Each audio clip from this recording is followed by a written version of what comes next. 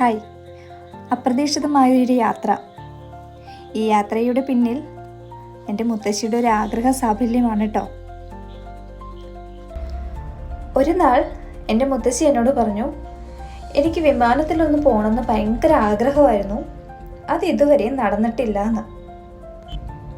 വീട്ടിലെ മുത്തശ്ശന്മാരൊക്കെ നമ്മളോട് ഒരാഗ്രഹം പറയുകയാണെങ്കിൽ നമ്മളെ കൊണ്ട് സാധിച്ചു കൊടുക്കാൻ പറ്റാവുന്നതാണെങ്കിൽ അതങ്ങ് സാധിച്ചു കൊടുത്തേക്കണം.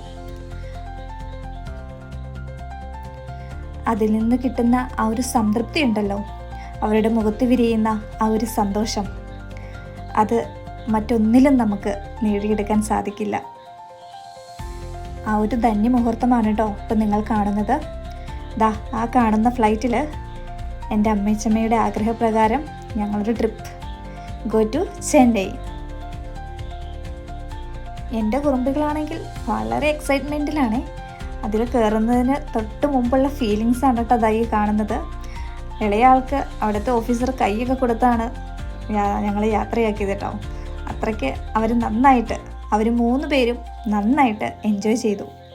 പണ്ടുള്ളവർ പറഞ്ഞു കേട്ടിട്ടുണ്ട്, കൊച്ചുകുട്ടികളുടെയും വീട്ടിലെ പ്രായമായ മുത്തശ്ശന്മാരുടെയൊക്കെ മനസ്സ് ഒരുപോലെ ആയിരിക്കുമെന്ന്. അതെനിക്ക് ഈ യാത്രയിലൂടെ അനുഭവിച്ചറിയാൻ സാധിച്ചു കേട്ടോ.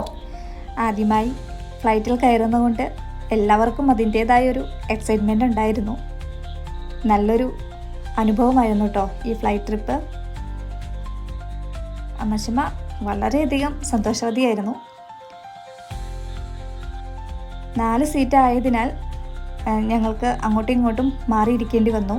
എങ്കിലും ആള് വളരെ ഹാപ്പി ആയിരുന്നു.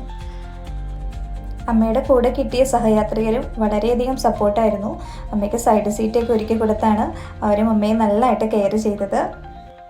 ആകാശത്തിലെ വിസ്മയ കാഴ്ചകൾ അതിമനോഹരമായിരുന്നു കേട്ടോ.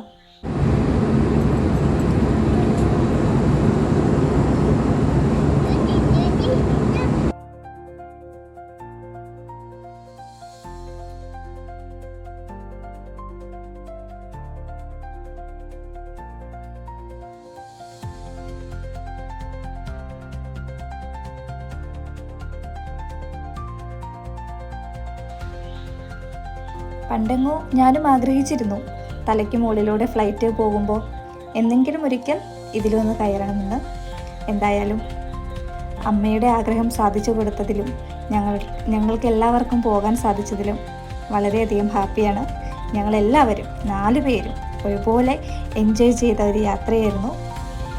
ഈ ഒരു മനോഹര മുഹൂർത്തത്തിന് സാക്ഷ്യം വഹിക്കുവാൻ ഞങ്ങൾക്ക് അനുഗ്രഹം ചൊരിഞ്ഞ എൻ്റെ ഭഗവാൻ കൃഷ്ണൻ ഗുരുവായൂരപ്പനും അതിനുവേണ്ടി ഞങ്ങളെ സപ്പോർട്ട് ചെയ്ത എൻ്റെ ഹസ്ബൻഡ്, എൻ്റെ അമ്മ, ചെന്നൈയിലെ ശ്രീലക്ഷ്മി പ്രദീപ് ഫാമിലിക്കും എല്ലാവർക്കും അകമഴിഞ്ഞ നന്ദി അറിയിക്കുന്നു.